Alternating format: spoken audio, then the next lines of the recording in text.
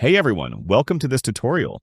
Today we're going to talk about how to connect make.com to WordPress and automate tasks easily.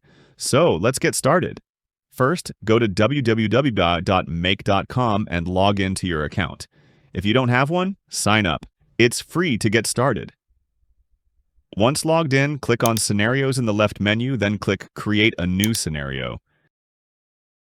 Click the plus button and search for WordPress. Now, select the WordPress module and click Add a connection. Enter your WordPress site URL and your login credentials. If you're using two-factor authentication, complete the process and grant permissions. Once connected, choose what you want to automate, like creating posts, fetching comments, or updating pages. Configure the action, test the setup, and click Run once to make sure everything works correctly, and that's it. If you found this video helpful, don't forget to like, subscribe, and hit the bell icon for more useful tutorials. Thanks for watching.